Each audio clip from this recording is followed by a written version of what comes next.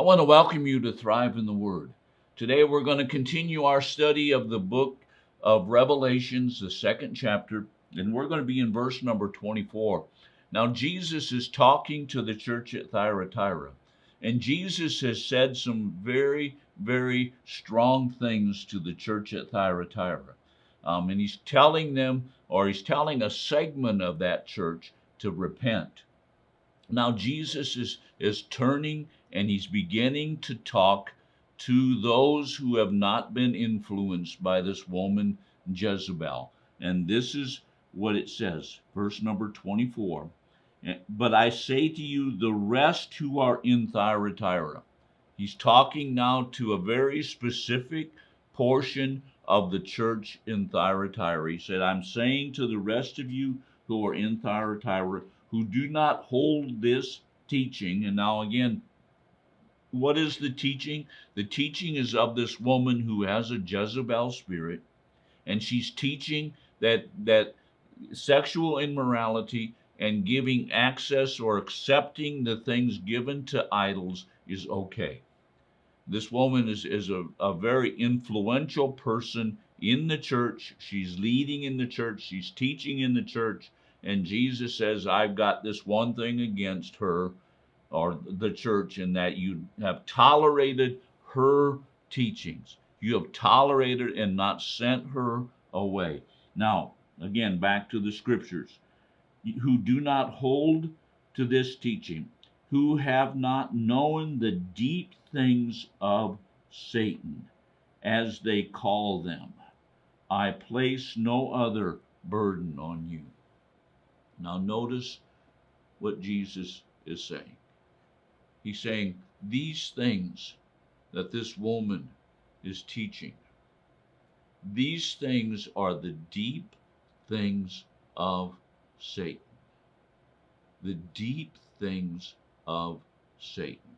Now, one of the things that you'll notice, if you would take a look at the occult, is the occult has always got these acceptance of things that have been given over to Satan, the pentagram and things like that. They accept those things, they receive them into their lives. But another thing that you'll find out in occult worship, or the deep things of Satan, is that there is tremendous sexual immorality.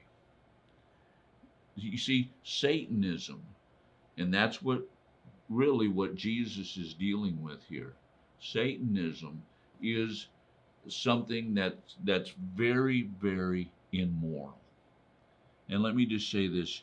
I believe that when a person gives themselves over to immorality and is constantly giving themselves over, that the next type of influence in their life is going to be the influence of a Jezebel spirit that's going to lead them further and further away from Jesus. Now, Jesus has told them that you need to repent. Can a Satanist get saved? Yeah. You see, I want you to notice here, as they call them, those words. Who is they? The people that are following Jezebel.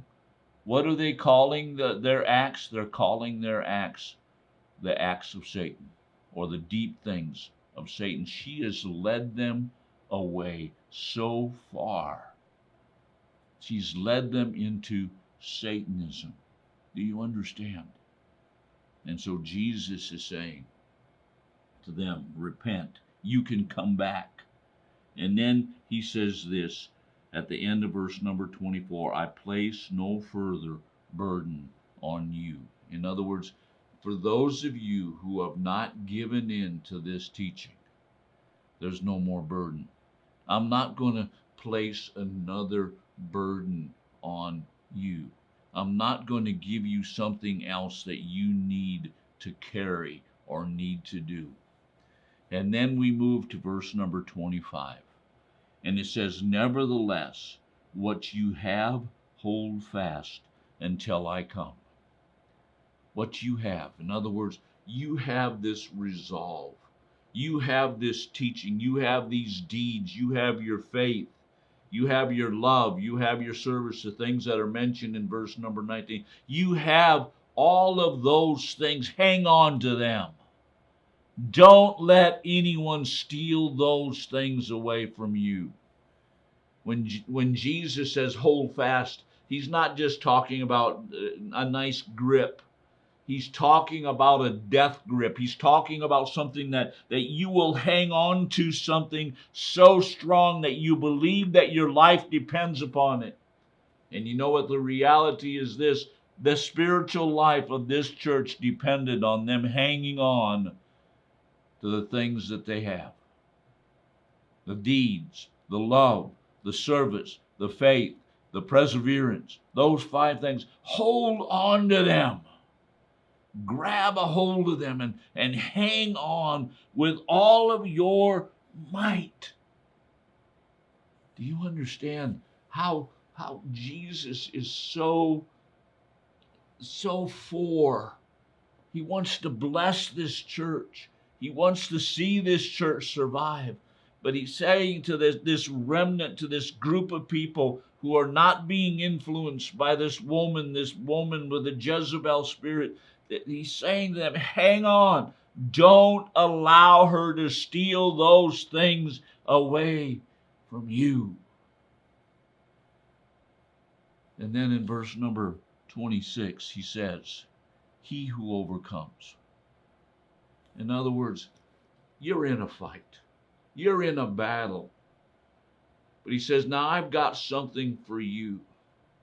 And there's actually 2 different groups of people that he mentions here. Number 1, he who overcomes. He who battles it out. He who comes and resists this work of the devil. He who resists this Jezebel and all of her teachings. He who overcomes. You know, brothers and sisters, we need to realize that one of the things that the church needs to do is we need to resist evil and not tolerate it. Do you understand?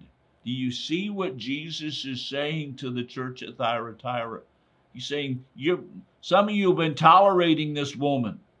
You haven't been setting her aside. Now, go ahead and overcome, resist her, and remove her from your midst.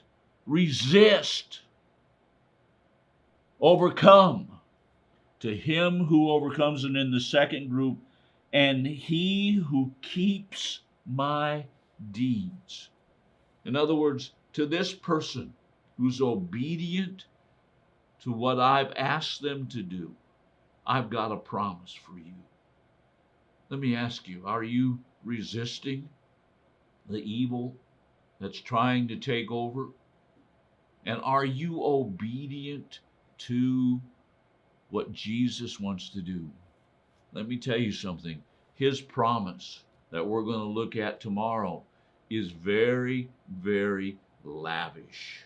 It is something remarkable. So join us tomorrow as we continue our study of this church, the church at Thyatira.